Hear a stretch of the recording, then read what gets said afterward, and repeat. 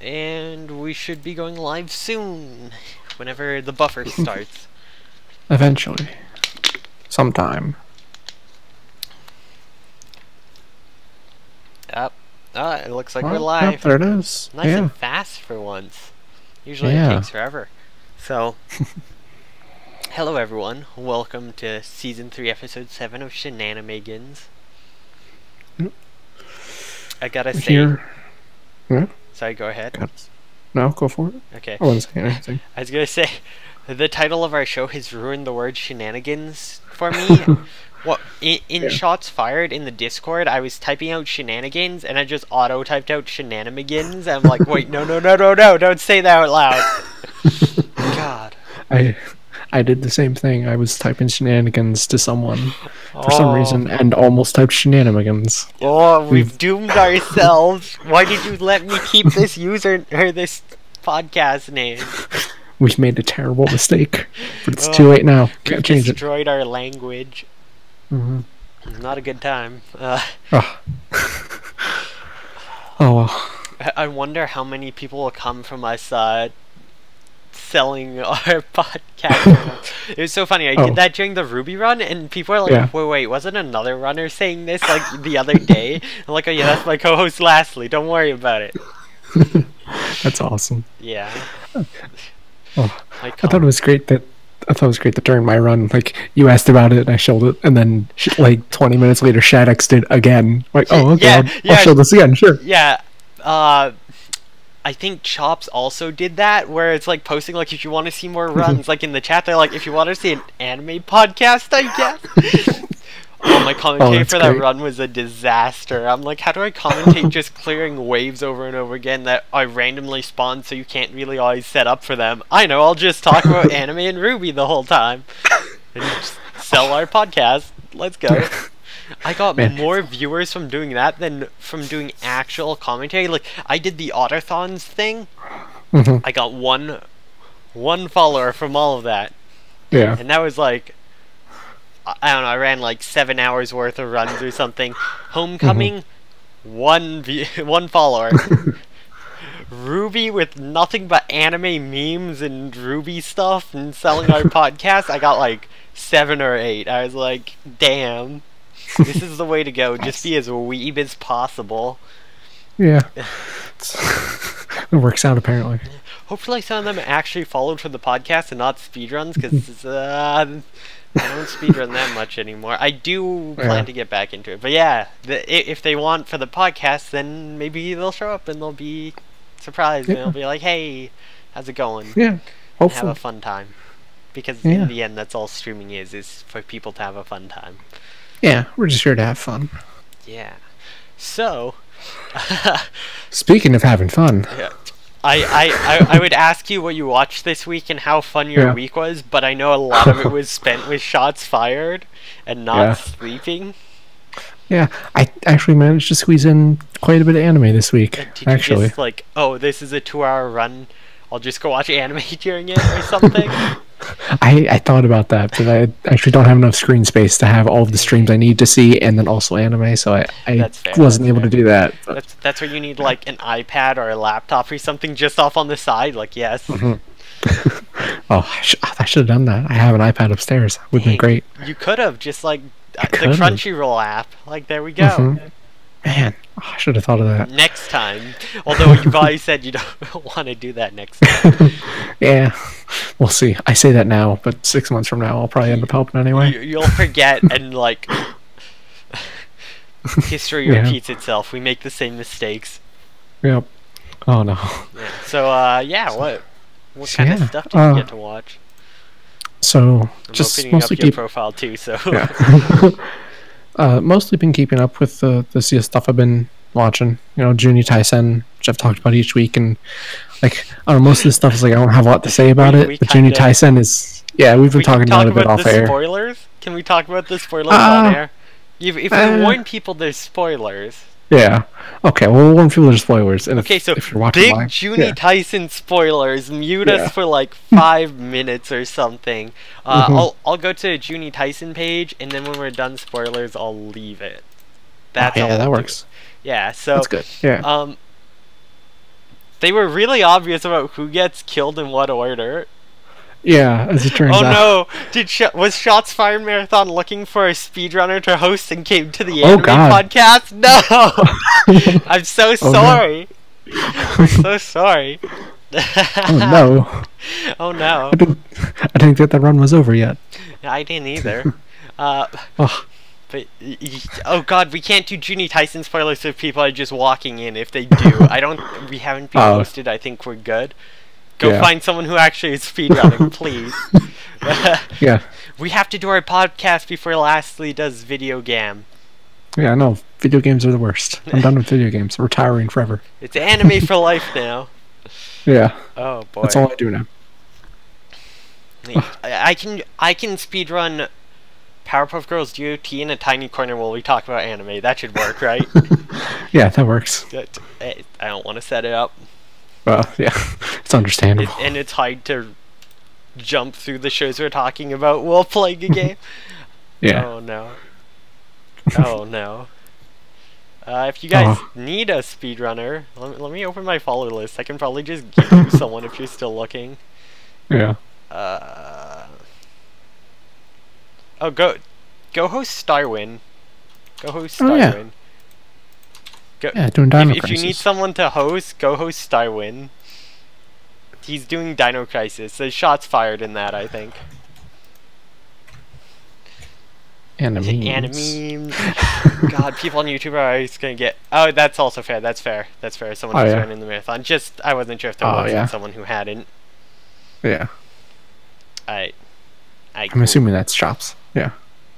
Thanks, Chops. Yeah. Thanks for stopping by. We know you secretly love anime. Chops or Shaddix or whoever it is. Come join us for anime sometime. Yeah. You'll love it, I promise. Unless if it's something like Orimo or Eromanga Sensei, then you'll suffer. Oh. Yeah. So yeah. Okay, back to our Junie Tyson spoilers. So they were really, really obvious about who was gonna die. They literally followed the Zodiac, like. Yeah, it was like until you said that someone had figured out the order, I thought about it for a second, like, oh, of course they did that. Yeah, because they killed boar, then they killed dog, then they killed rooster, then they killed monkey, then sheep. Yep. And I don't know if horse or snake have died in the show yet. Yeah, horse did. He got suffocated. Died first. Snake also died first, but they kind of just put snake and dragon together because they're twins. So yeah, horse. Yeah. So dragon can die next, apparently. Yeah, I think for Snake they're considering his like necromancerified corpse dying as being dying in order. They don't count the other corpses, but they might do that. Yeah. And then yeah, they also did a rap battle thing. Let me see if I can find it. Which also they went through the characters in that same order. It's so dumb. I wonder how they came up with that order, like, or how they, or not how they came up with it, but how they picked who to start with, like how they decided, oh, we'll start with Boar. I wonder. I think even has like, yeah, so it starts with Boar, then goes to Dog, then Rooster. Like it just goes through them all in that order. It's so funny. Yeah. And I think there's a visual at the end that shows them all in the order too. Like, yeah. So they even have a visual in the end, like at the end, that shows the order. It's like. It's so obvious. Why are you doing this? Yeah. That's really silly. Yeah. Yeah. But yeah, I don't know, that show. They've killed all like the good characters, all the good fun characters, and they're all just boring ones left. Kind of. I guess she hasn't technically died yet. Because she was in the end of the last episode, she was being strangled and on fire, but that's fair. She's technically not dead. Well, has the rabbit been killed yet? No. Or dragon? Dragon? No, dragon. Okay, so dragon can fly? There's two people who have to die before Tiger dies, so Tiger should live, unless if they don't follow. I could see them doing a thing where, like, oh, she stops being strangled and puts the fire out and manages to keep going for a while. I wouldn't surprise me. Who's strangling her? So the dead body of Snake had its arms cut off, but the arms are still alive So it's because just he's a the zombie. arms by themselves are strangling? Yeah. Damn. Yeah, yeah, Tiger and Ox were fighting, and each of the arms jumped around their neck, and now they're both being strangled. That's silly. Yeah, Oh, it's very silly. yeah. It was like a hilarious end to that episode. Yeah, I'm really sad about how this series is gonna end. People are gonna be so pissed. Yeah. It's so lackluster. Oh yeah, yeah. You told me about the. At least rat. one other person gets their wish granted. Because Yeah? I'm sure they've talked about it by now, but Tiger's just wanted to fight Ox. Like, that was it. Oh. That's her wish. Oh no. That's... They didn't say that at all. Oh shit, sorry, spoilers. I did That's say fine. this is Alright, the spoiler whatever. section. Yeah. Yeah. She's like the only one ever in the tournament to get her wish without actually winning. They'll probably show it Cool. next episode and do backstory. I would have thought they would have done it already if they're fighting. Yeah, probably the next episode. That's my B. I thought it would be there. Oh. No, it's okay. I don't really care about this series much Yeah, anymore since just it's so dumb. For other people watching, but we did say it would be Yeah. spoilers. I Mhm. don't know if they knew we meant past the anime spoilers, but Yeah. Whatever. mm, People know what they're getting themselves into. yeah. Probably. If you didn't, you've now learned the order they die in just because of the fact that they've been doing it, and it doesn't matter. If we told you, if we went Yeah. past and said, oh yeah, Tiger dies, because, I mean, if you look, oh, boar to sheep to horse have died Yeah. in this order, it's pretty obvious at that point. Yeah, it was kind of funny the other day. Crunchyroll tweeted out like a collage picture of all 12 of them, and they had them in the order of the zodiac. And I looked at it and like, hang on a second, Yeah. that's the order they've died in. Yep. Like, this is I think really that's how a stupid. lot of people figured it out. It's like, damn, Yeah. rude. Yeah, I mean, I guess it's a good way to determine who's going to die in what order, because then you don't have to. Yeah. But like, that's also really lazy. Yeah. Maybe they thought it's clever, who knows? But anyone who knows the Zodiac would have caught on eventually. Yeah. Yeah, I'm just waiting for people to get to the end and be like, what the fuck? That's the end. That's a wish. Yeah. I'm kind of interested to see how that whole plays out. Yeah. And even knowing sort of what happens, it's still. Yeah, just knowing how it plays out would be interesting. So, what else you been watching? Other than that, so a couple things I don't really have much to say new this week was Garo Vanishing Line. I caught up on that. That's a totally okay show. It's like, it's a nice shrug of I have the extra time, so I'm Yeah, I've heard it's one watching that's like you watch it for the style. yeah, it's very stylish. It has a cool style to it, but that's kind of the main thing for it. Also, not the first Garo. There's Garo. There's Yeah. other Garo stuff, though. It's like alternate Yeah. universe, I think. Yeah. Yeah, I looked it up. There's Kokuin. yeah, it's like or a the similar animation from universe. 2014. Yeah. Yeah, Same universe, different story type thing. yeah. Which that's a pretty cool way to do stuff. I might actually. This might make me go back and watch those things and see what's up with them. Yeah, seeing the style stuff from the other Garo and its like posters. The other Garo looks really cool and stylish. It's on my watch list, but Yeah. the new Garo's like, to me, it feels like one of those really generic, dark, stylish things, like something like you would expect in Devil May Cry. Yeah. This other one looks a bit more interesting to me, but they're probably both really good and cool. Yeah. So yeah, then Kino's Journey, keeping up with that. This last episode, I don't even remember what happened in this episode, honestly. Tabby. Yeah.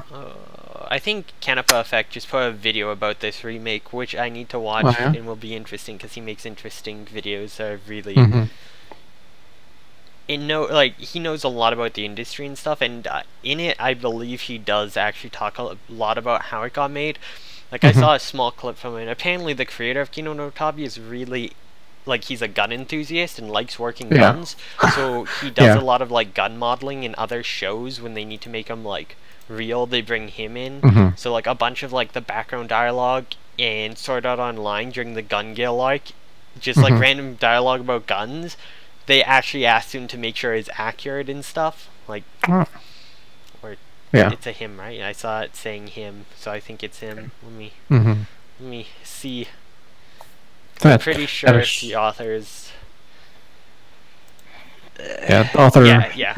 It's Sigsawa Keiichi. I probably butchered that. The author being a gun enthusiast totally makes sense. Wait, the Sword Art Online that's only about the gun game is being directed by him. Like, he's the original creator of this gun spin-off that I plan to watch. Okay, that's cool. It actually makes sense. He probably got called in to do, like, the background work, and he's like, oh, this is cool. I want to do a spin-off of this. You let me do that? Okay, cool.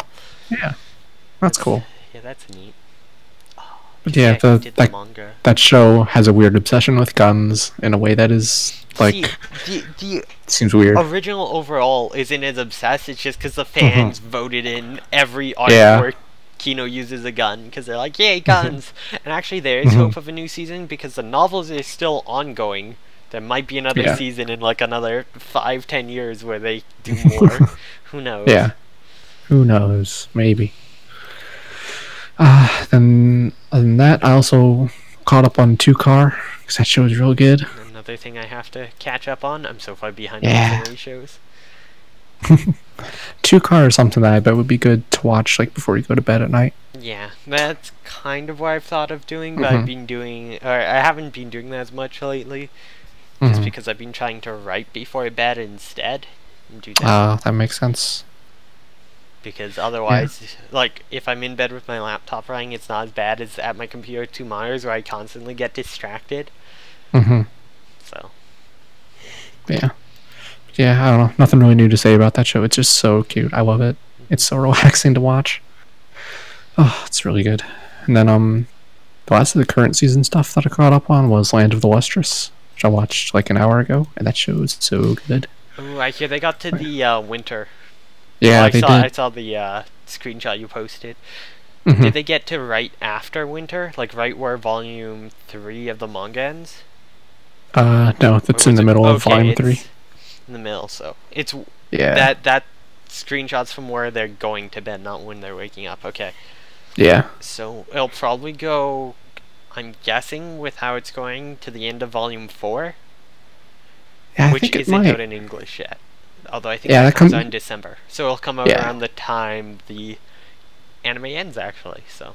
Yeah. And they'll probably wait a bit and do another season, because I was just looking at books today, and they have release dates for up to volume 6, so.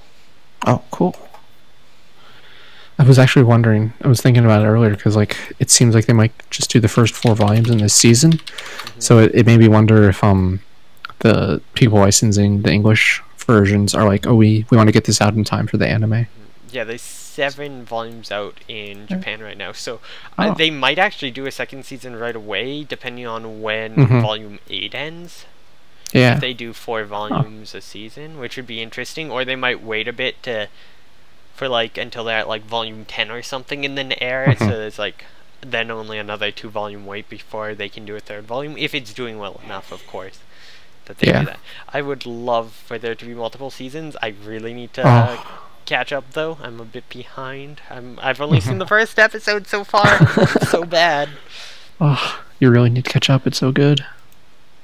Yeah, you've been like so stylish. You've been way busier than me, and I've still managed to watch a lot less. Though I've been doing a bunch of kite stuff. Yeah, you've been doing a bunch of other stuff. I've been focusing a lot on anime. Yeah, I've been like watching American movies. Like, what the fuck is wrong with me? Disgusting. Yeah, I saw The Snowman. It was disgusting. I heard that movie's awful. Yeah, it's the worst movie I've ever seen, which says a lot. I've seen The Room. But it's literally like 2.5 hours of Michael Fassbender walking through Norway sad. That's about it.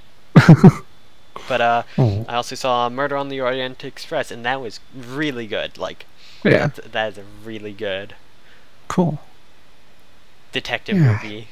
That's not I anime. heard something about that. Yeah. Now, after that, I wanted to go watch detective stuff, so I might start watching Gosick or something. Yeah. Or I should finish Hyoka, actually. Anyways, you had another thing you watched, because you were mentioning... There's one last thing, is Koaban.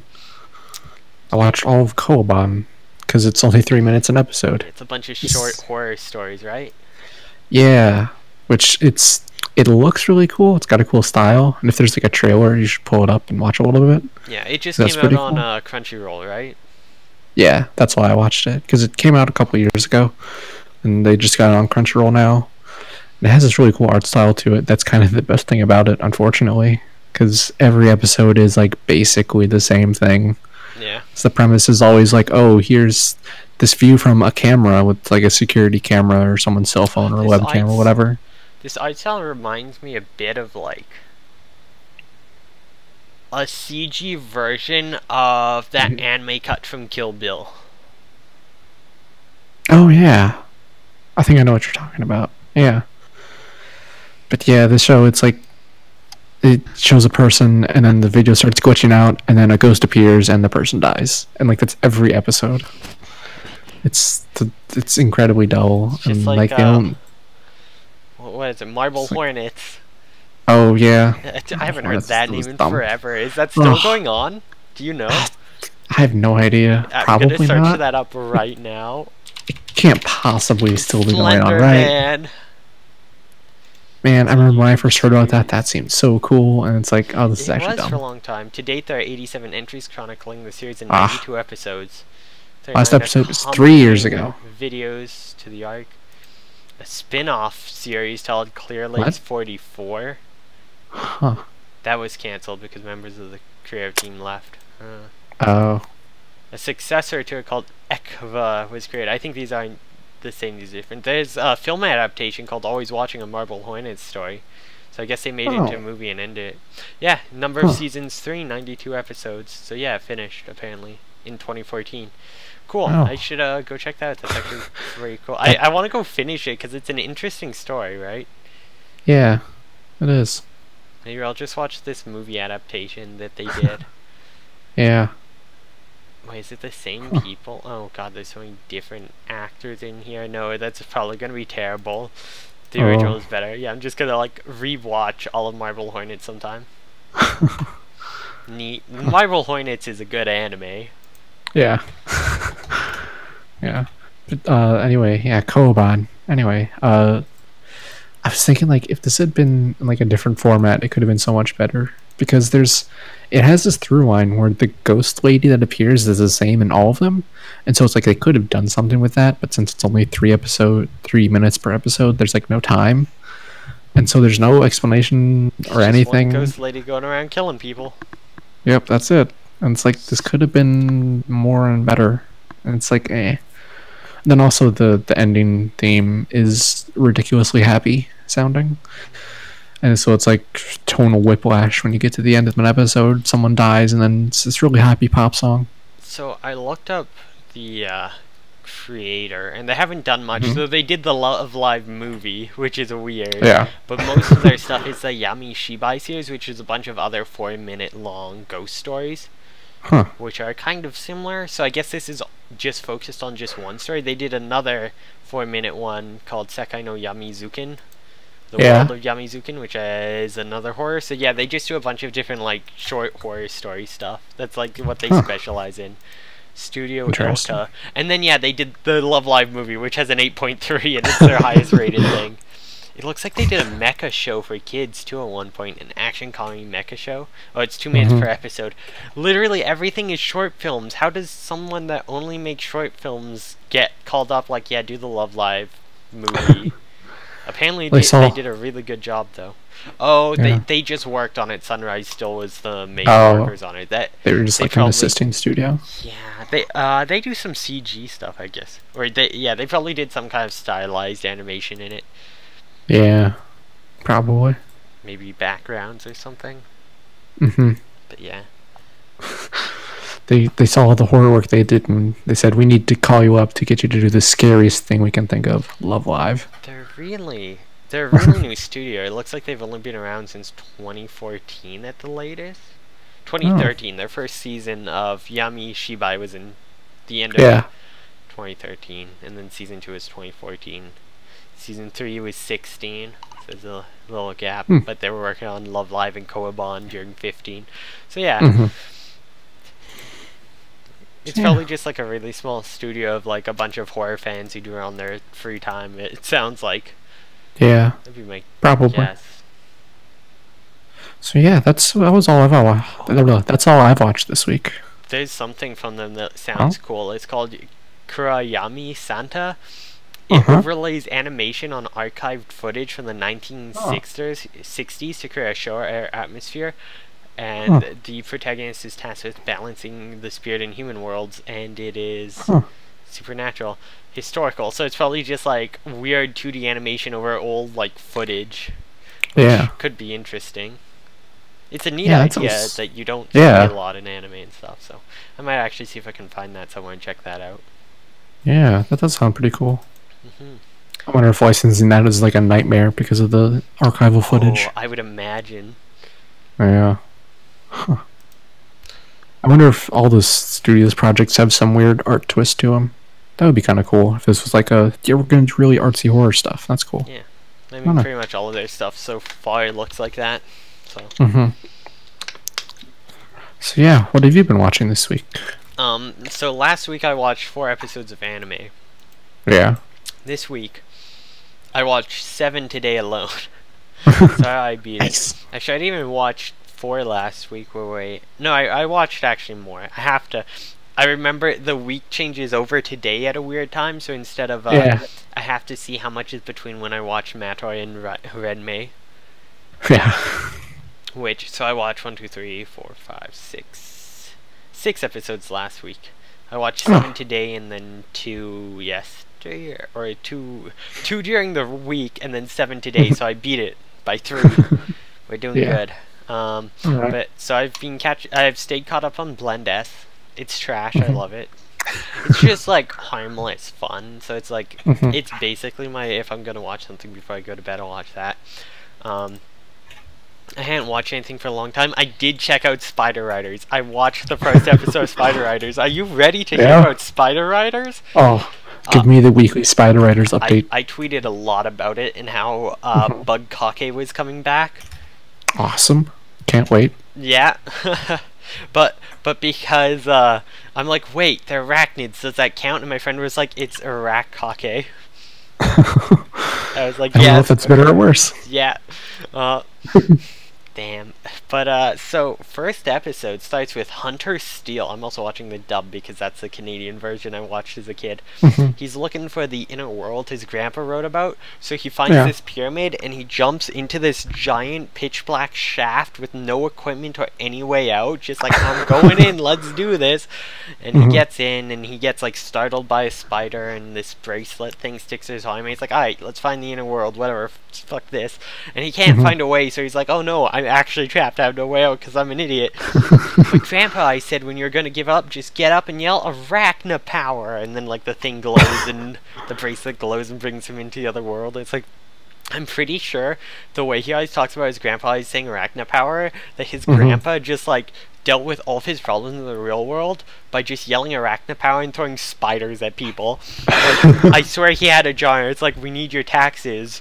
I'm going to the inner world. Fuck you, arachna power, and throws like a spiders in the guy's face and runs off. That's what I assume happened to his grandpa, and that's why he has to find him, because he's in horrible debt from his grandpa's weird spider obsession.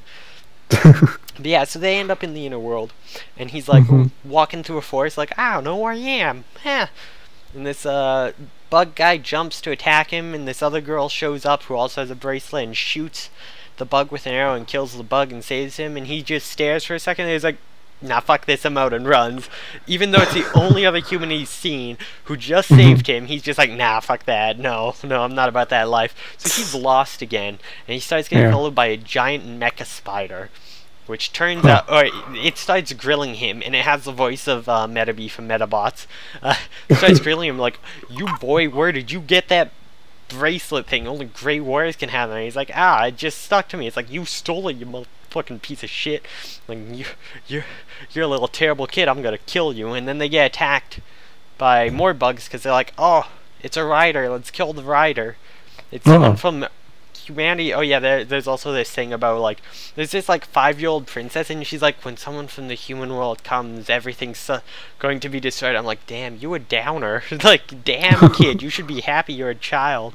But Anyways, that was all background stuff. So he's gonna lose or whatever. The spider's getting beat up. He's like, nah, I won't give up. Arachna power, and then transforms and beats them all. It's like they said arachna power like 12 times that episode, and I want, like, every time I say it, I want to vomit. It's awful. Please stop. But yeah, so they fight them off, and then the other girl shows up again. It's like, oh, you found your spider. That takes people years. It's like, I've been here for 20 minutes. What's up? Best Spider Rider ever. And then the episode ends. So that's the first episode of Spider Riders. Stay tuned next week for episode 2. Oh, that show sounds like something. It's something special. It's definitely a show. I can say that much. We have another 49 episodes of this to go. Actually, 51. Oh boy. Because there's 2 seasons of 26 episodes. Yeah. Oh boy. Buckle up. Apparently season 2 is 0.09% better than season 1. Oh. Interesting. I can't wait for that major bump in quality. Oh, yeah. I might have to start watching like 2 or 3 episodes a week to get us through this better. But yeah, so people demanded more Bugkake after that first fix, so I'm gonna have to write more, and this is gonna be my setting. So besides that, let's see, what else did I watch? I said I caught up on Blend S. Up until then I hadn't seen anything. Then this morning I watched another episode of Bodacious Space Pirates. I only have 3 left to go, but I'm going kind of slow. Yeah. It's actually one of the few interesting arcs, so I'm like, yeah, I can watch this. But I'm watching it dubbed, of course, and I was just putting it on while I was sorting cards for card game stuff.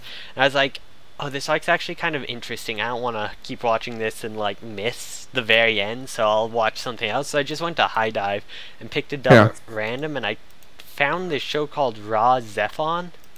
Ra-Zephon, and it's actually pretty cool. It's by Bones. It's from 2002, and its genres: action, drama, mecha, music, mystery, psychological, romance, sci-fi. It's like a gothic choir musical version of Evangelion. That's what I got from the first episode. It's actually pretty cool. Yeah, it's another one I like stopped watching because I'm like, no, I want to actually watch this with like paying full attention. It's got it's mecha, of course, but it's got very similar themes to Evangelion, with like a ton of Christian symbolic stuff and like religious looking stuff, though the themes aren't really, or I'm not far enough in to tell. But yeah, it's really cool, and there's like a weird choir stuff in the background all the time when robots are fighting, and apparently the choir actually, like, I think it powers certain robots or something. It's like, it's interesting.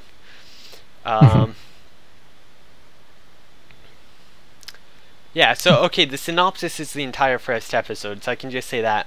In the year 2012, Japan was invaded by the Mu, human-like beings from another dimension with blue blood. In the year 2015, Tokyo is attacked by invaders who are repelled by a humanoid weapon called a dolem. During the chaos, Ayato Kamina meets Reika Mishima, a classmate. During the same day, he is attacked by government officials, but a woman named Haruka comes to his rescue, informing him that she was sent to get him by the organization Terra, and that Tokyo has been sealed in a time rift where time flows 1/3 as fast as the outside world. He flees from Haruka onto a train where he sees Reika once more. Arriving at the room of Ra, he follows her to a tremendous egg where the Dolem Ra-Zephon is hatched. And upon her singing, his mother appears atop the Dolem that had stopped the Terra invasion. In the battle, Ayato's mother is injured, and Ayato flees Tokyo Jupiter with Haruka. That went a tiny bit more than the first episode, but like, it's wild, it's weird, it's like, it's interesting. And the animation and art style is actually really good, especially for an early 2000s. Like, a lot of them with mechas went with, like, CGI around this point, because that's what they were trying out, but it's got a lot of, like, really interesting detailed animation. It's got, like, almost Gundam Wing style designs mixed with Evangelion. I'm trying to find a good still of the mechas, because they're really well designed. Everything's really well designed, and the animation's still really high quality. It's not just, like... It's not just like a lot of the shows in early 2000s had like they all looked like they were from Gundam Seed or Fafnir. Although I can't say that because Fafnir's character designer was the same character designer as Gundam Seed, so that explains that. But there's a lot of shows with the really similar designs for characters, and they don't go that route, which is nice. But yeah, it looked really interesting, and I'm hoping to watch more. And I thought that show sounds cool. in it. Yeah. Yeah. That's when we should I do have like weird. This. Yeah. I do like early 2000s sci-fi stuff. Those are always pretty fun. Yeah, I've been trying to get into more sci-fi. Yeah. So besides that, watch more Blend S. Mm-hmm. I watched the first episode today because my masochism was showing of A Sister Is All You Need. Within the first minute and a half, it was so bad I would rather watch Eromanga Sensei to clear my palate. Like, I felt so dirty, I would rather watch Bible Black to feel clean again. It was awful. And then I was about to turn it off, and then it went to a scene of a guy just shit-talking the MC for like 2 minutes about how he's disgusting and how little girls are trash and stuff. I was like, yes, I'm gonna keep watching, this seems good, and then it wasn't.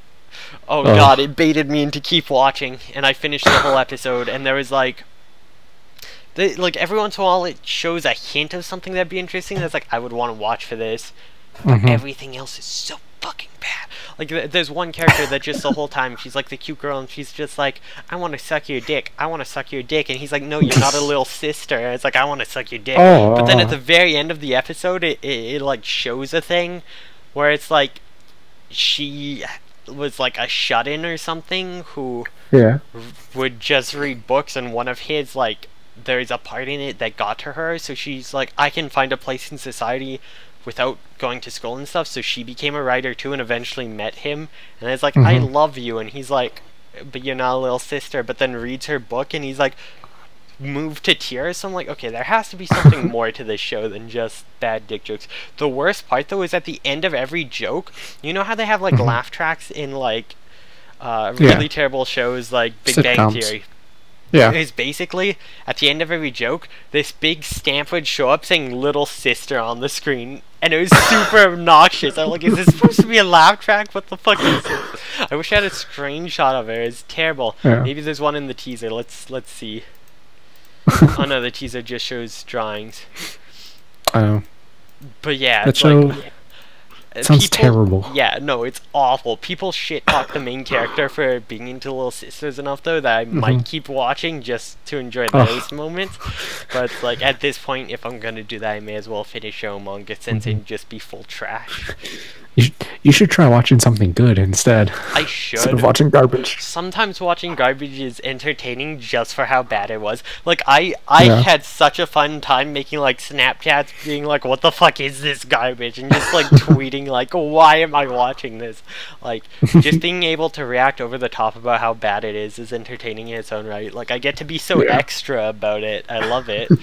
But yeah, no, it's complete trash. Holy shit. It's one of the worst shows I've ever seen.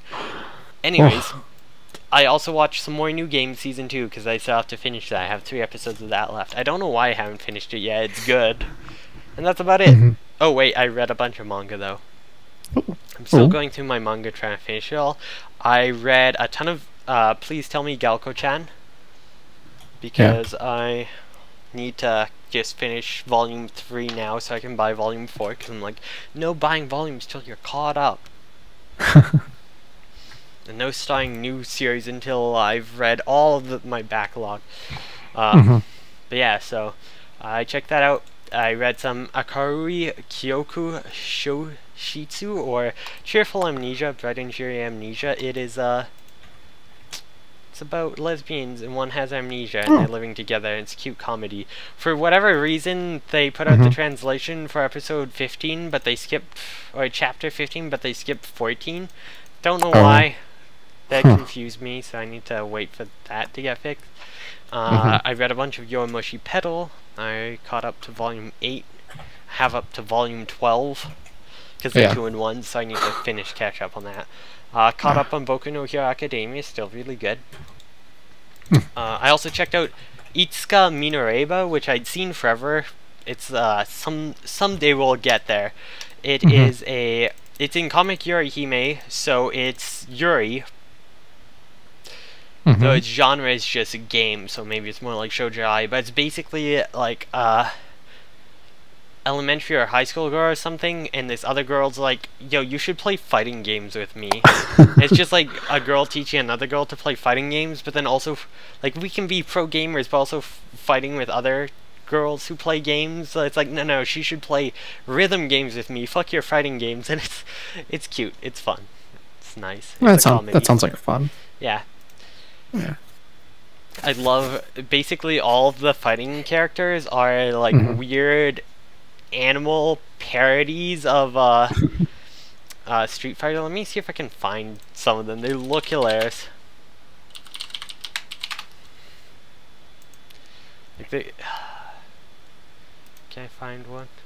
Yeah, so this is the only I see, but it's just like weird cat versions of them or something, or hamster versions. Is there any others? Not seeing any other pictures of the actual fighters. Oh, there's like one with like the cat, just the scenes. There's no screenshots. Dang it. Oh, dang. But they look really silly at times. I'm really distracted by this one image off to the side here, and I don't know what it's from. I think I know which image you're talking about. Yeah. It's like, okay. I'm just gonna search that up later. Yeah, just make a note. Yeah, go back to the Itsuka Minoreba image site, because it was a My Anime List page, so. But yeah, let's see. Oh yeah, a new chapter of Made in Abyss came out.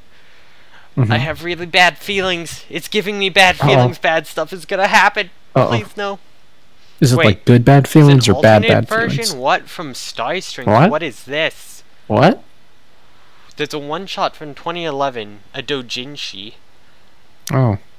By the same author. It says there's no author, but I assume it's from the same author. The art style looks the same, so I assume it's in the same universe. Interesting. Lives alone on a planet far away, unaware of her origins. Her attempts at finding other people show no results, yet one day she finds a strange string hanging from the sky that appears to answer to her pulling. Wanting to meet whoever is at the other side, she decides to climb it. So it's the opposite. Instead of climbing into a hole, it's climbing into the sky. God.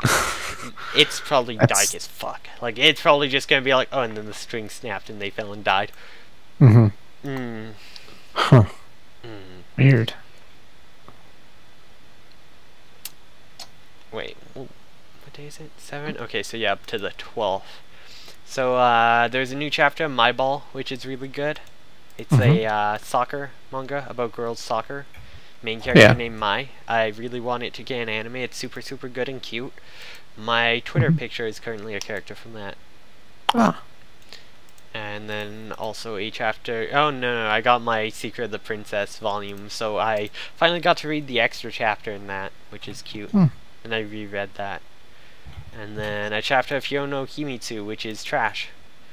It's a gender bending... So it's basically like Power Rangers, but all of the like transformations are gender locked. And it's like, oh, these two people went missing. We need you to fill in, and they end up changing genders. So there's a girl that becomes a guy, and a guy that becomes a girl. And he finds out about the girl who becomes a guy actually being a girl, so she's like, finally I have another friend who's a girl I can talk to, and so he's like, shit, now I can't say I'm the opposite. Oh no.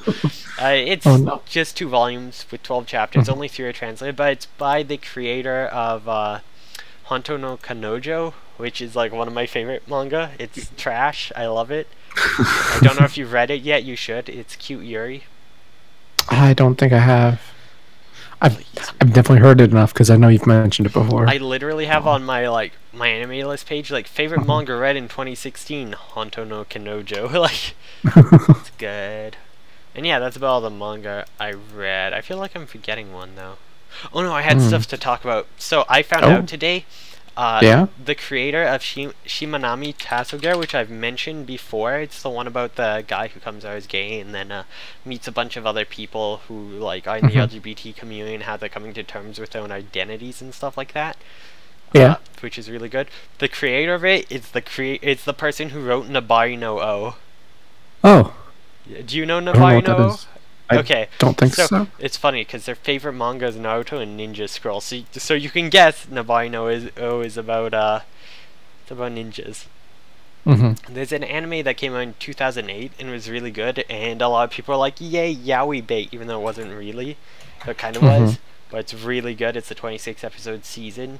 I would recommend it. But I've had some of the manga forever.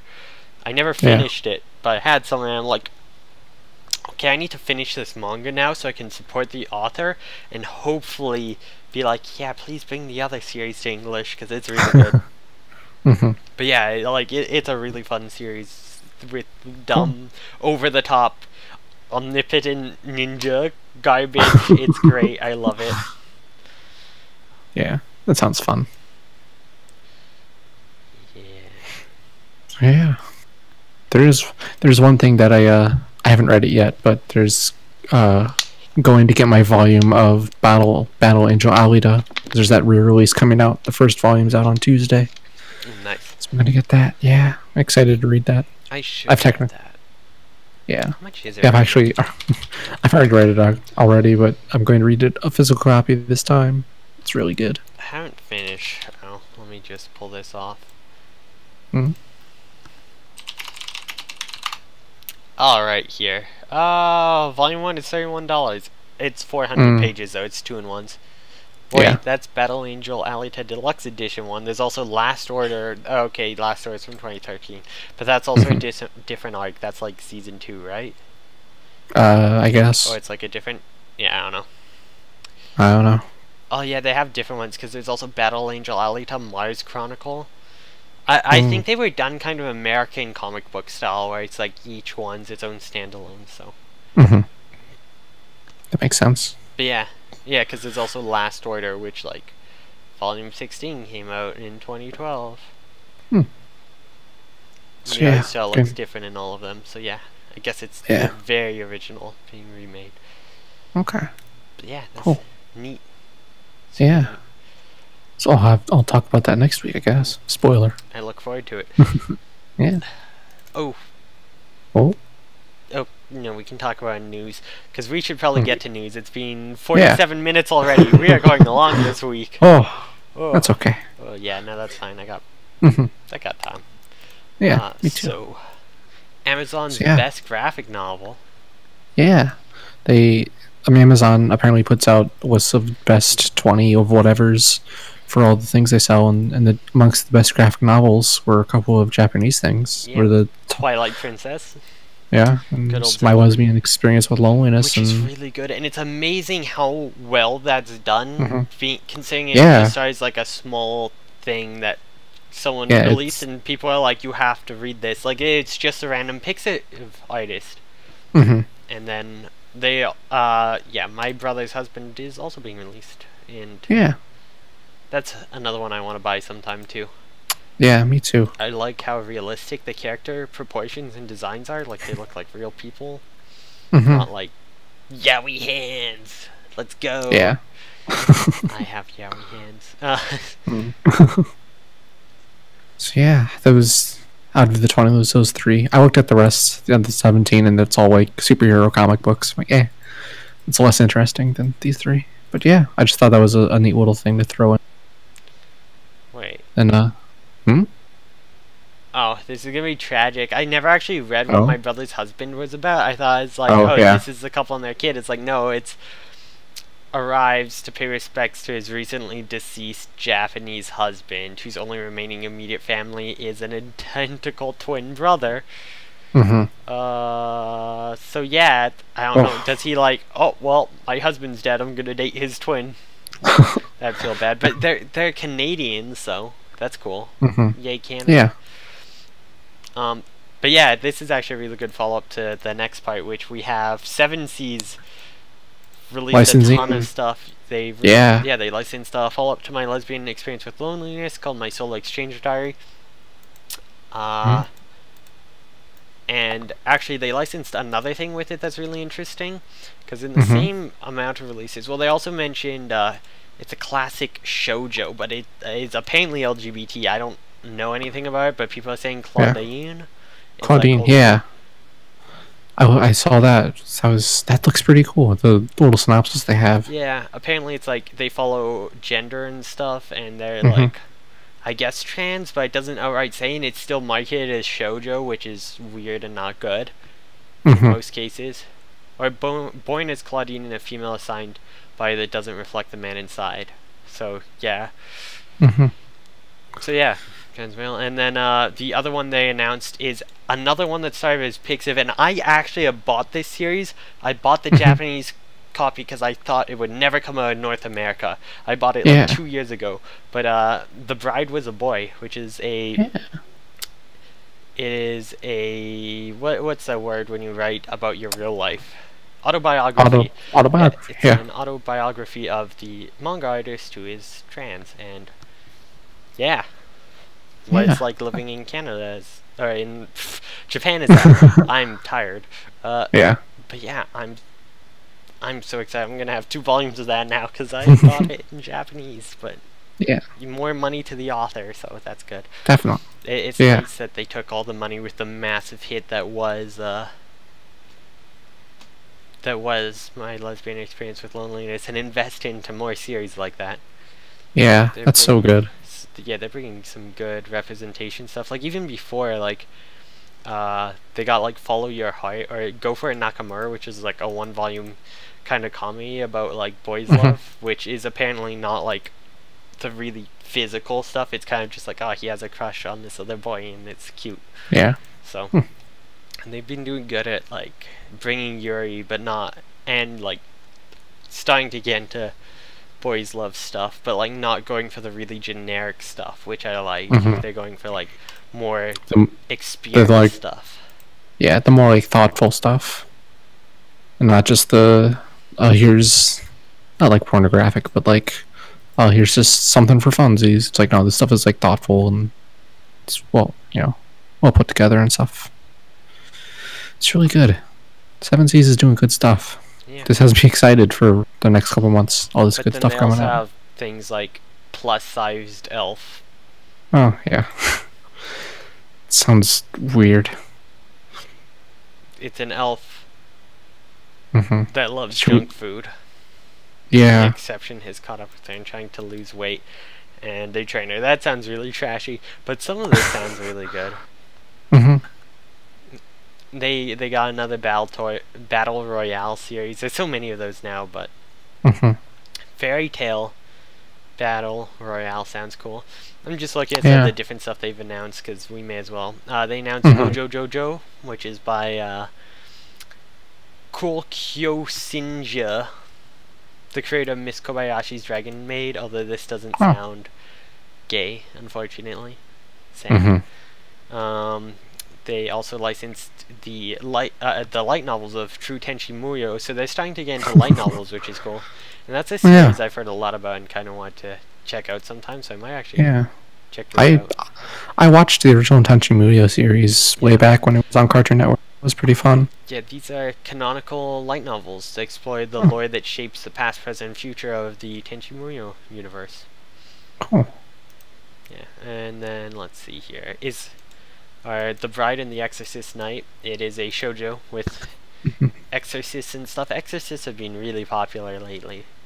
I say as we watch a show about it. Yeah. It might be okay. No idea. Yeah. Let's see, talk about these ones.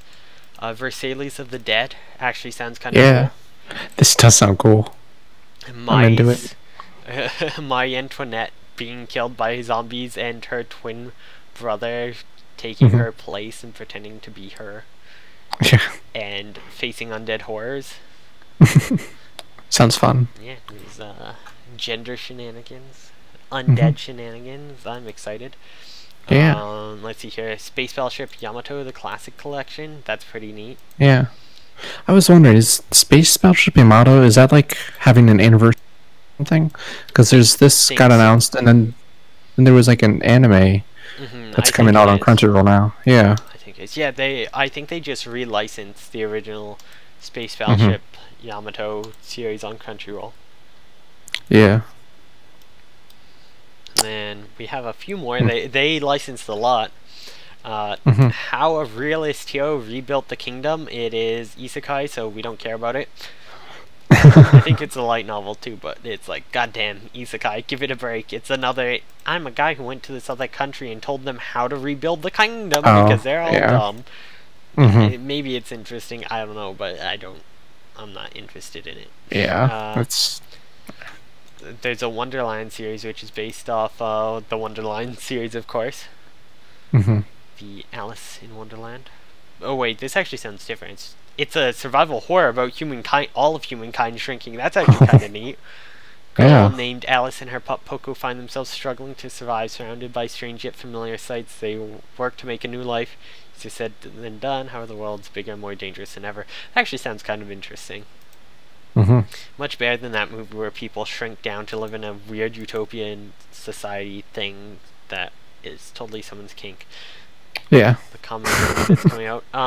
Oh yeah, this one I'm actually excited for. How Can I Receive? It's a volleyball manga, but it's beach volleyball. It's gonna be trashy, super. They even call it a sexy sports series. It's gonna be so fan servicey, but I like sports, so I will probably buy this one because sports manga. Yay! Hopefully it'll be gay. Hopefully. Form a team with her cousin. They made it a cousin and not. It's like we've gone back. Are they Sailor Mooning it? Yeah, exactly. Well, there's another team who's going to be there. Like there has to be another team that's like their rivals. So maybe. Yeah. And then they fall in love with their rivals. The last one they license is Dragon Goes House Hunting, a comedy about down on his luck dragon trying to find his perfect lair. Actually, sounds kind of funny. But yeah, that does. Just neat house hunting dragons. Yeah. Might be interesting. We'll see. Yeah. And yeah, that's the many licenses. So this one, this other piece of news you came to me and you were excited about, and I am. But yeah. So yeah, Amanchu is getting a second season in April. Yeah, and they're gonna focus on some of the back characters. It looks like. Yeah. It's going to be called Amanchu Advance, which I think is a bad name for a sequel, but whatever. Yeah, it sounds bad. Yeah. This article actually has a couple of the new cast members that they're adding. Just 3 new people, it looks like. Probably classmates, I think. Yeah, probably. I wonder if it's going to be like they're a year older, it's their next year in school, and these are like the new freshmen that come in and join the club. Oh, maybe. Yeah. But yeah, I'm not... Yeah. Their uniforms. Oh, their uniforms are just the summer uniforms, so maybe it's just season change. Maybe transfer or something else. I don't know. Yeah. Two of them are siblings. Oh yeah. Kotori Misaki and then the younger brother. Is there more information about these? I need to read the manga sometime. Has the manga been licensed yet? If it hasn't, it should. I don't know. Licensed. It's the anime getting released. Let me just check this real fast. I want to buy Manchu, though they just did that big licensors none found. Dang. But they just had to do that big fundraiser to get money for the other series by the author to release that. Yeah. What the heck is that called again? Arya. Oh yeah, Arya, right. Yeah, so they just did that, so maybe there'll be one for these, or maybe if Arya does well enough, these will get licensed. Or Hopefully. if Season 2 does well enough. Let me... Manga is not licensed. Unfortunate. It's published in Italian. So we'll just learn Italian. Yeah, of course. Sometimes I think I should buy like a French one. I'm like, I can read. I know some French, but I'm like, I can understand French a lot better if it's said than me than if it's read. So I'm not very good with French anymore. It's been years since I learned any of that in school. But yeah, so that's cool. I'm excited. Yeah. So yeah, I'm on you. As one says when they get excited, whoop yo. Yeah, whoop yo. The next piece of news. Anime NYC got some announcements there. Kodansha revealed 6 digital manga licenses. So these aren't physical, but if they do well enough, they might become. Which sucks if you buy it digitally and want to buy it physically when it comes out. But some of this stuff seems cool. There's like Pitch Black 10. Doesn't have much information about it, but it looks cool. It looks like... It almost looks like it's from like the witch hunting era type thing. Like, this kid's got a scythe. Okay, it's a Soul Leader knockoff. I don't know. It looks like it's cool. It has potential. Drifting Dragons. This one actually seems cool. It's like a bunch of soldiers and a dragon's popping out of the ground by them.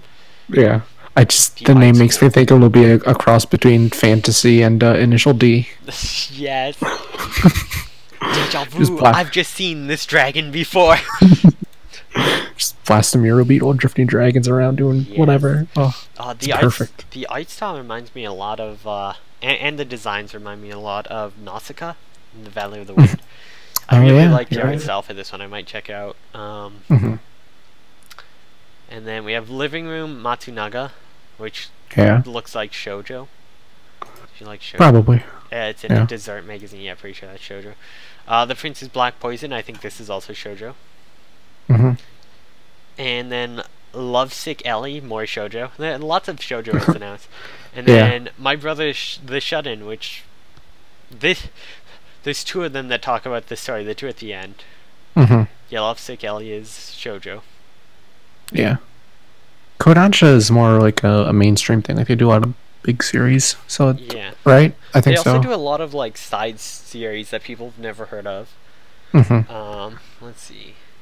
I don't know. I guess just thinking of like going through the 7 Seas list and all kinds of stuff, and then this is like a couple of shoujo and then some other weird stuff.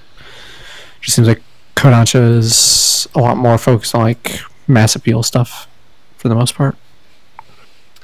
Oh, apparently My Brother the Shut-In is about her brother is such a shun, she's stopped even sharing about his existence. Like, she tells her closest friends she's an only child because he just exists, and she doesn't want, like, they have a lot of stuff about, like, how stuff looks, but he suddenly declares that he's giving up the shun lifestyle, and it's like, so it's like about the family reconstructing itself or whatever.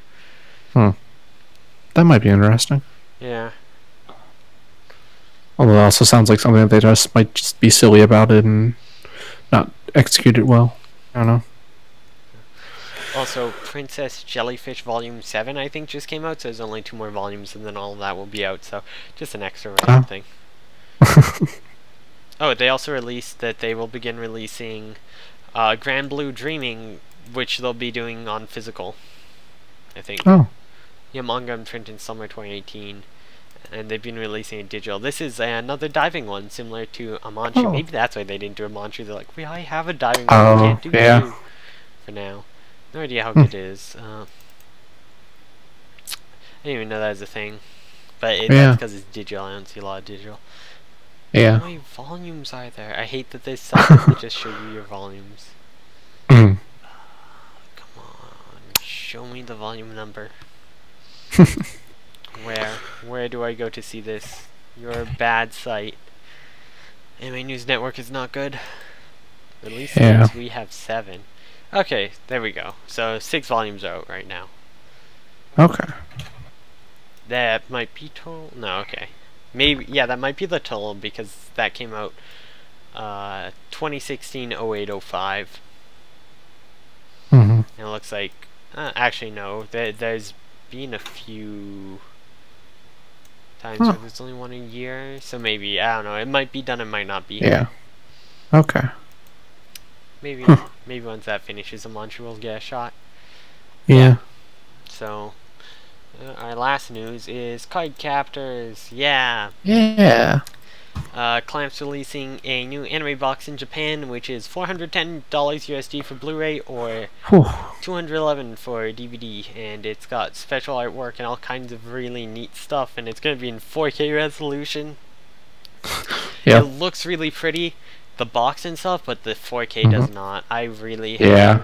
The 4K looks really like the colors are all, the colors are really muted in a lot of scenes. Like it just looks more blue. Like a lot of the yellows have been like faded. That's basically that. I don't like that they're like, oh, look at the difference. It's like I can see like a few redraws where it's like, okay, the lines are thinner, but you just put a filter over it that makes it not look as good, so I don't give a shit. Yeah. Like the colors aren't as vibrant now. Yeah, it's like everything's kind of dampened. It doesn't matter if you like made the lines cleaner, because they were clean enough in the original that it's like I don't actually think they make it look bad at all. Like in some of the close-up shots they're like comparing, you can hardly tell the difference, except for in the color. Like you can definitely see it's like the color is just off. The color is so off. I hate it. It looks weird. Yeah, like I get redrawing some of the lines, like these lines look cleaner, whatever, but you don't change the colors. It's like I know it changes the lighting and everything, and it makes it not good. Yeah, it's weird. Yeah. That said, I need to buy the manga because the Clear Card manga that they've started up is going to be releasing in English soon. So. Yay, Clamp and yay, Card Captors is back, and they're gonna have a new anime. I think that's next season, actually. Oh. Yeah, I had heard something about that, I think. Yes, so... Or seen it somewhere. Yeah, it's next season the anime starts up. Oh, cool. I'm excited. There's gonna be lots of good anime next season, because Citrus is also next season. The new season of Dagashi Kashi, which looks terrible, is next season, too. God, I hate those character designs so much. Darling in the Franxx is next season. Yeah. So is the Junji Ito thing? Yes. Killing Bites, that's next season. I'm sure that's not going to be garbage. Yeah. Yeah, not at all. I'll still probably watch even if it is. Yeah, me too. Yeah, there's a lot of cool looking stuff. Oh yeah, Mitsubishi Colors is next season, yes. Oh, they also made Ramen Daisuke Koizumi-san anime. I didn't even know that when they announced that. And Pop Team Epic. Oh my god, there's so much good stuff next season. What the heck? Battle Miko. More Token Rambu Hanamaru. More Yowamushi Pedal. Yeah. Eurocamp. Yeah. It's gonna be so good. Oh, I saw a trailer for Eurocamp and it looks so adorable. Oh. Next season's going to be a good season, I think. Hopefully. They've already announced the Manchu season is going to be spring 2018. They're also making a Caligula anime based on the game, which looks really cool. That was something that was announced. That's the thing I forgot. Whoa! They finally put a...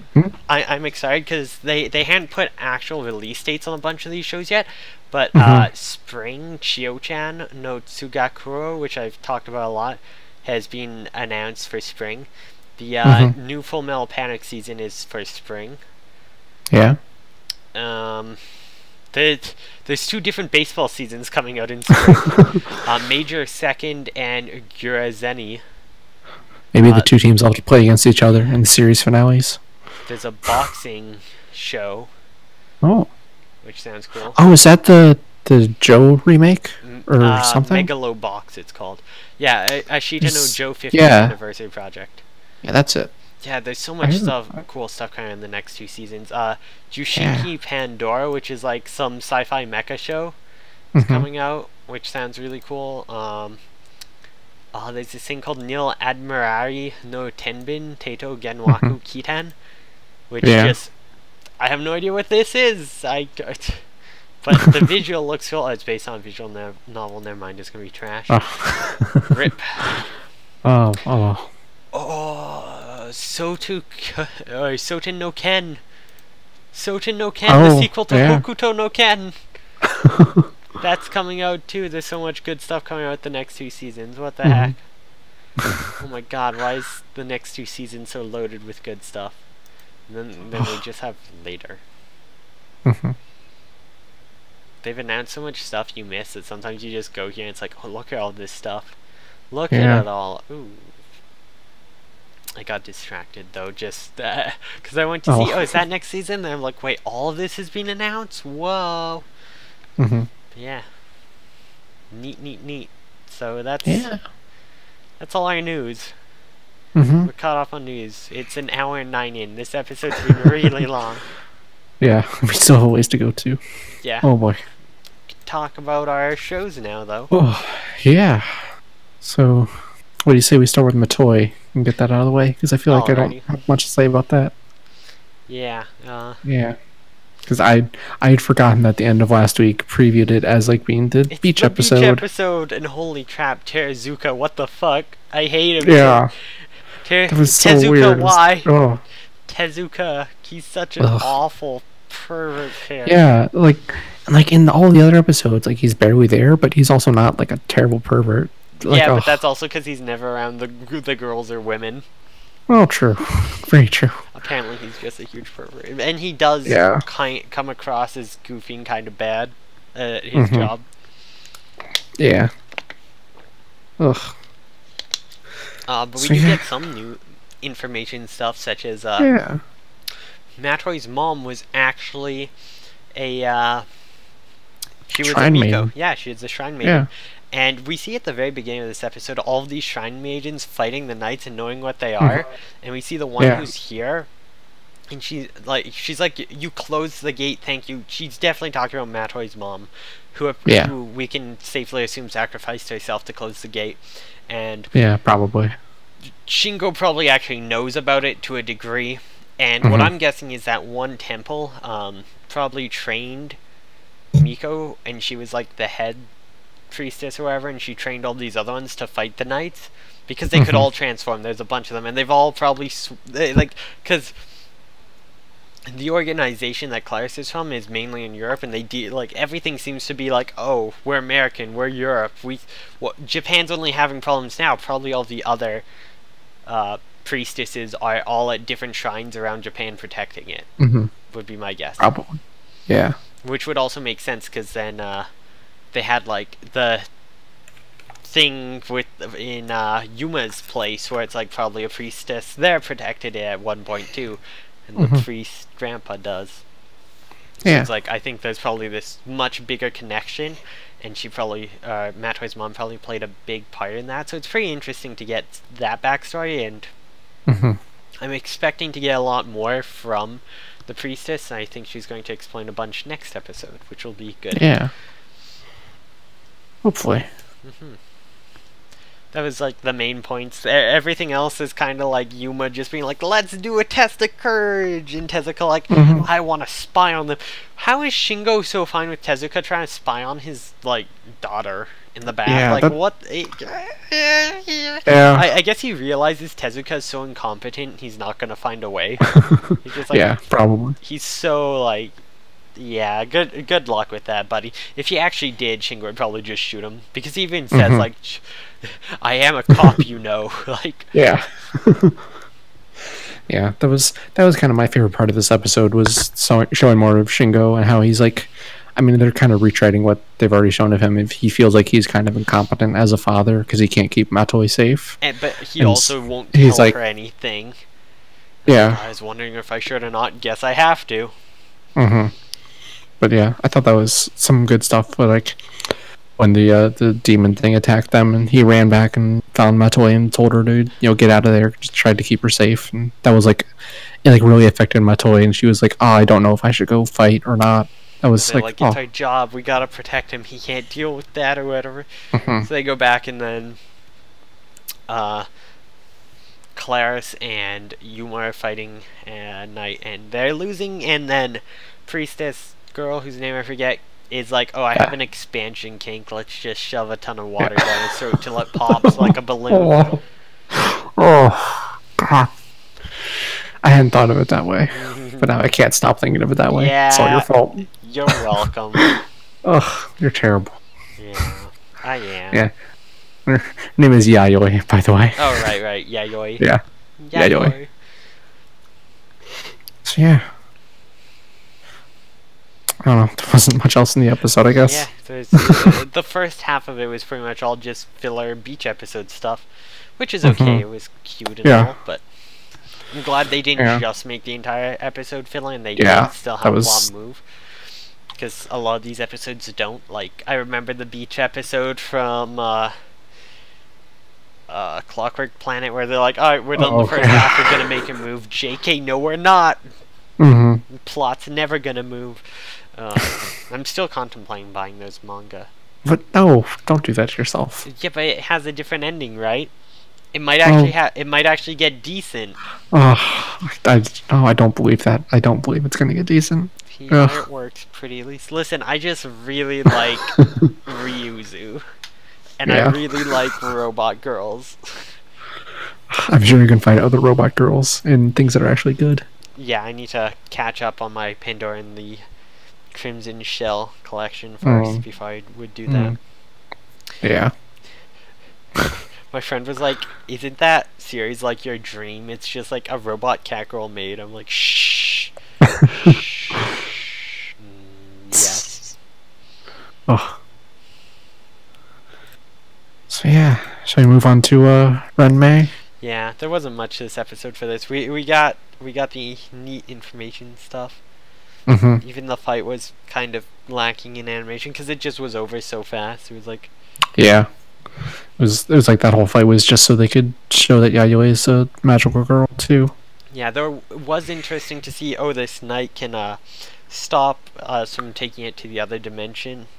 It is impervious to attacks. Like, they didn't figure out how to deal with that on their own. There's going to be other stronger ones that they won't. Yeah. But I am curious if the rest of the priestesses will show up at some time. Like, maybe just all the priestesses will show up together once and be like, "Hey, what's up?" But also, if the gates open and knights are coming through again, even though it's closed by her mom might be alive somewhere and also have come back through. Yeah, I bet it was like her mom had to go to the other side of a different dimension to close the gates, and so she got trapped on the other side, and now she can come back. Yeah, possibly something like that. Oh, that reminded me of a mom theory. Oh? Do you mind if I give some Ruby spoilers fast? Oh, go for it. So new Ruby came out, and it was super good. But they also mentioned Crow and Raven's semblances have been discussed now, and neither of them are turned into birds, but they both can do it.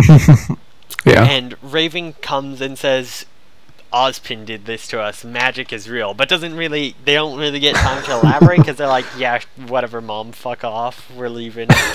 But so someone's like, "So Ozpin made them be able to turn into birds. What if he did that with the other two in their team as well? Because he is interested in their whole team. What if Summer could turn into an animal, but due to reasons and needing everyone to think she's dead, she couldn't turn back? But she still wanted to look after her kids. What is an animal that's been around, is ridiculously strong, will fight and look after the kids?" I saw this on Tumblr. Yeah, it's a good theory. I like it. Zwei. But look at the picture. Zwei has gray or silver eyes, just like Summer. Oh shit! What if Zwei is Summer all along? Oh, that would be weird. I'm not sure if that's a good twist or not, but that would be weird. Yeah, because of the way they talk about it, it's also interesting because Taeyang knows a lot more than he's told everyone, but he's also not playing a huge part in anything yet, so it's kind of interesting trying to be like, where does Taeyang stand? Where is he in this? Yeah. But anyways, that was a side thing I should have talked about. That when we talked about Ruby, but I forgot. When we talked about stuff that's airing, that we've watched. Anyways, so on to Haibane Renmei, which this episode, it was everything I wanted, and now I regret it. Yeah. After I watched this episode, I literally went and laid down for like 20 minutes. It's like, I need to just digest this. After I watched this episode, I was like, I'm gonna watch Little Sister's All You Need because I need something that's going to just make me forget about this, and it did. Yeah. But yeah, so after the last episode, I did say I think they'll maybe focus on, because the show's been really good about it, I think they'll focus on Raka and dealing with the grief, and they did, and they did it a lot more brutally than I thought they would, but they did a really good job of, like, well, not outright showing it. It's basically like a huge euphemism, bad word. Metaphor? Yeah, it's a huge metaphor for depression and self-harm. Oh, yeah. I don't even know if it'd be a metaphor because it's very upfront about that stuff. It's literally self-harm. Yeah. She's literally cutting her literally. out. Yeah. Oh, this episode, yeah. Oof. Oh, I don't even know how to start this because it's just like, oh. Yeah, it was a little brutal. Yeah. So, Rocka obviously did not take Ku disappearing well.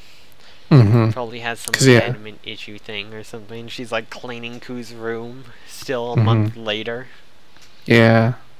So when they said it had been like a month, like, oh, jeez. Wow, yeah.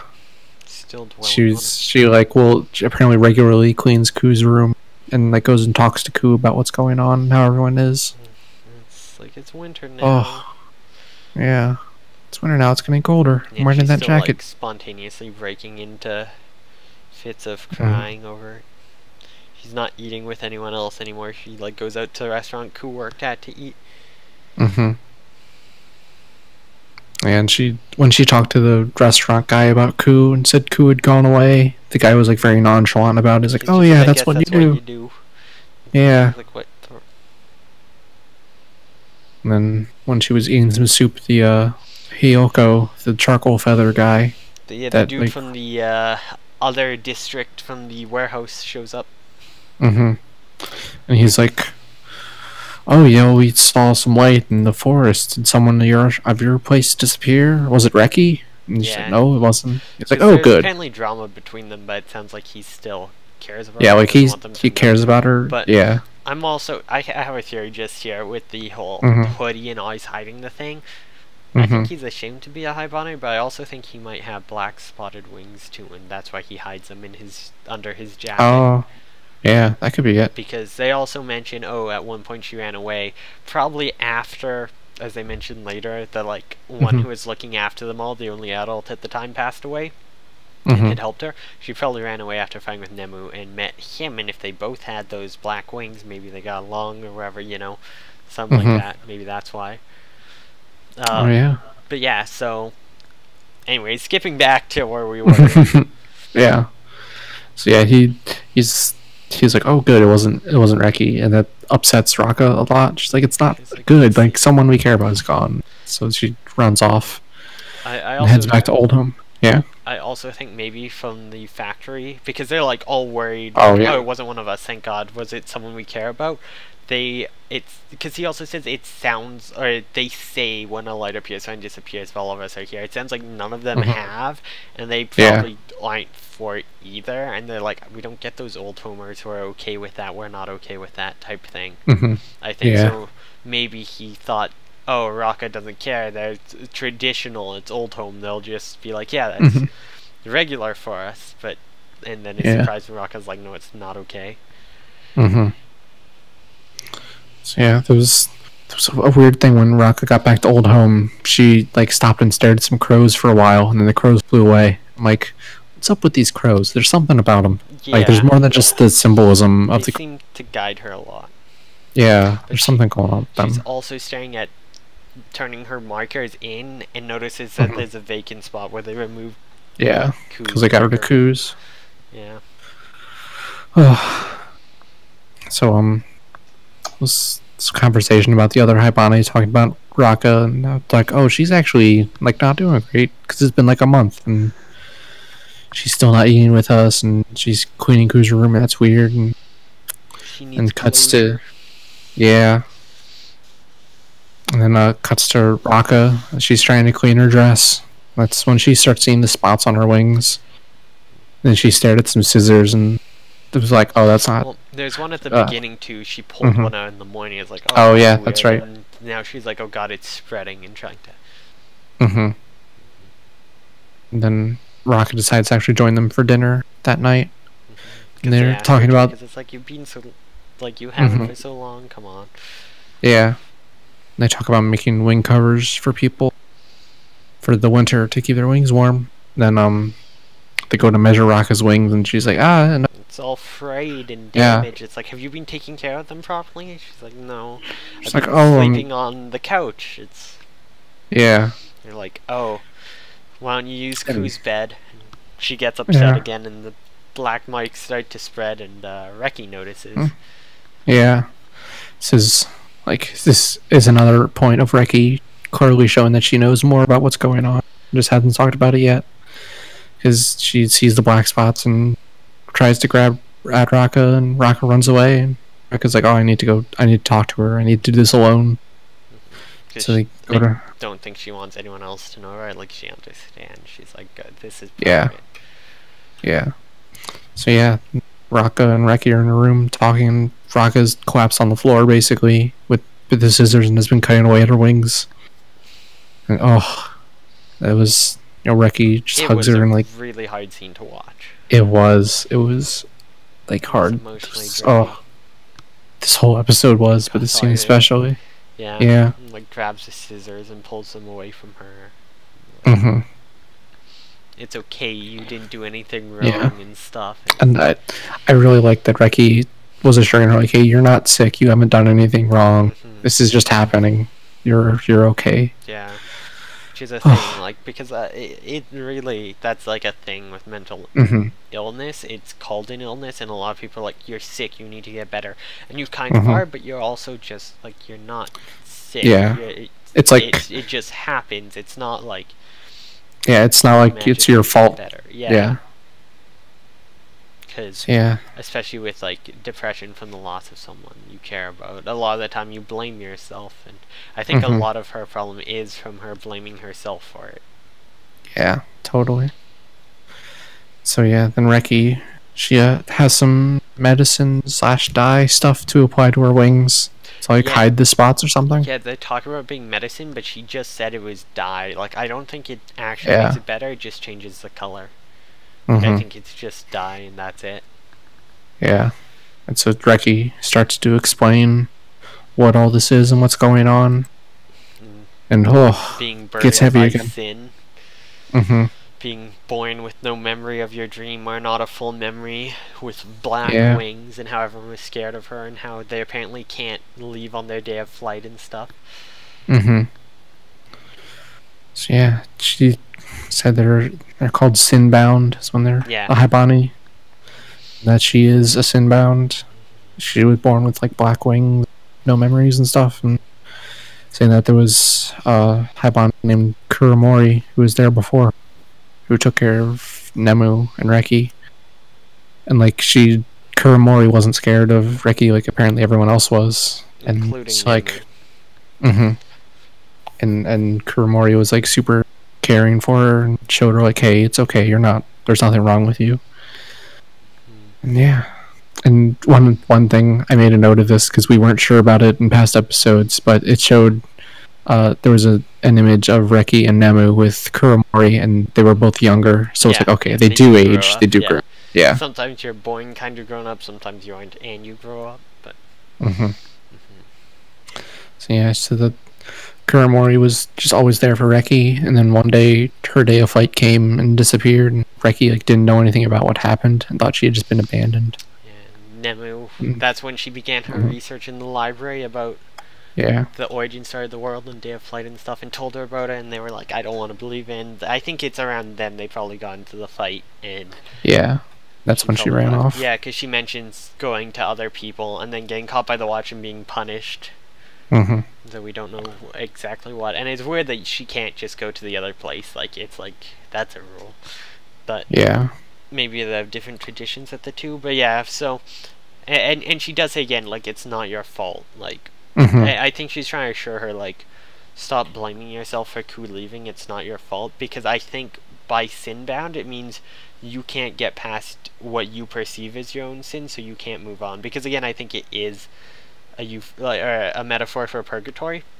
I get vibes very similar to parts from Angel Beats, where people had disappear when they had made up for their sins or atoned, or like had gone to where they wanted to be in life type thing. They reached their dreams.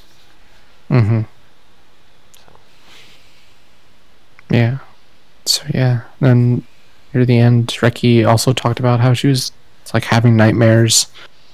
They're like nightmares about a night with a red moon. Ever since she had come, and they were part of her original dream.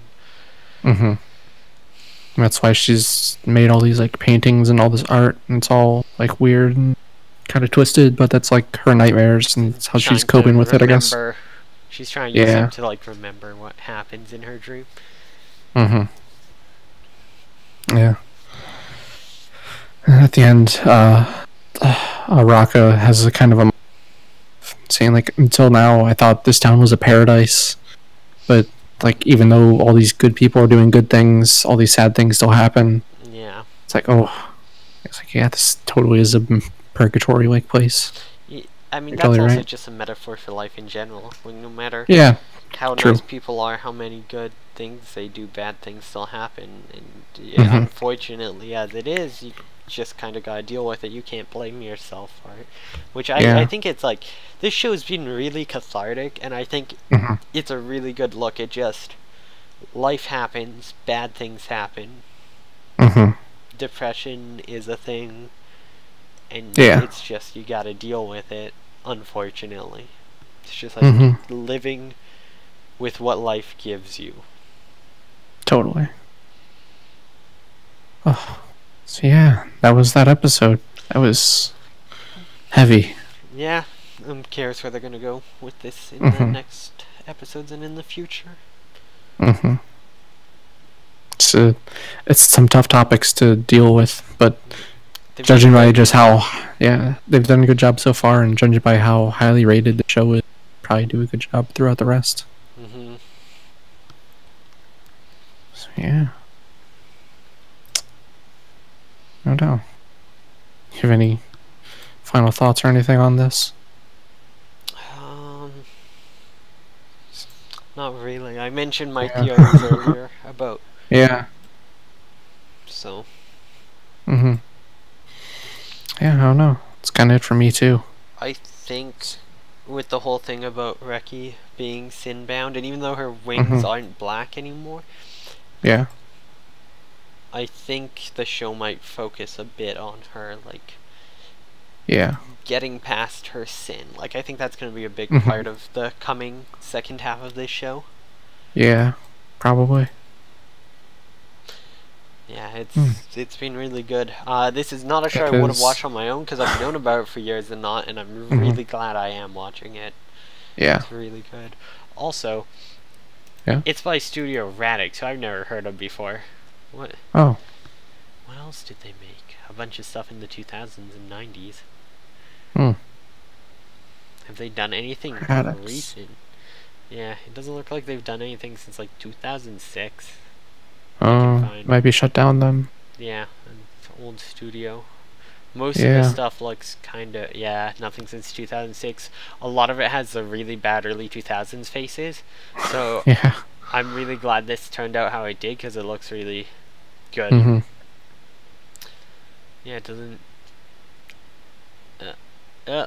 Yeah, a lot of it looks kind of nothing super amazing or special. This is probably like their number one hit.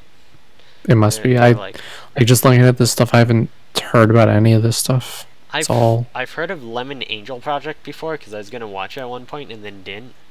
Mhm. I almost got into Idols before Idols were popular.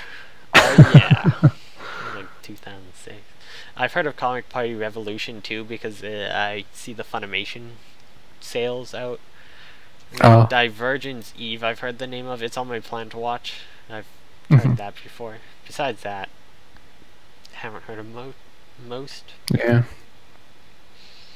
Yeah, it looks like they do a lot of like magical girls show parody stuff, or like a bunch of buxom blonde, like that kind of stuff, like buxom women in loose clothes fighting things. Hmm. And it looks like there's a lot of that stuff, which I mean can be okay. Mhm. It's weird to go from that to Haibane Renmei then. They did a sci-fi vampire show. Sci-fi vampires. That's something I need to check out. Hawaii Durant has a terrible score. I still have to check it out. Oh. Sci-fi vampires. Only 8 episodes. Sci-fi vampires with a 5.02 rating. All guys. Hot banger. 8 minutes per episode. All right. Huh. I'm gonna watch this. We're on board Bunch now. of hot vampire men. Sounds great. Sounds great. It's only 40 minutes to watch the whole thing. Yeah. Just like 2 episodes. That's not bad. Yeah.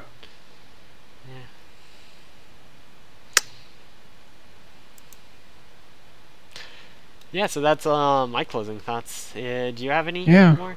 No, I think that's it for me. Alright, I think Oof. that's about it for us today. We don't need to bring up any other Yeah. topics. We're about an hour and a half in. Not bad. I thought it'd take us longer, Oh but yeah. Metroid didn't have too much. It was Mhm. half filler, Mhm. and most of the stuff they introduced was just vague. They didn't go into detail, so Yeah. Setting up for a bigger episode next week, probably. yeah, that's what I think. So they're at the midpoint lull where they're like, alright, we'll use this to set up the basis for the final arc. Mhm. Which, I mean, that's okay. That's an okay Yeah. way to go about it. Yeah. So, See. Yeah. We'll see you again next week.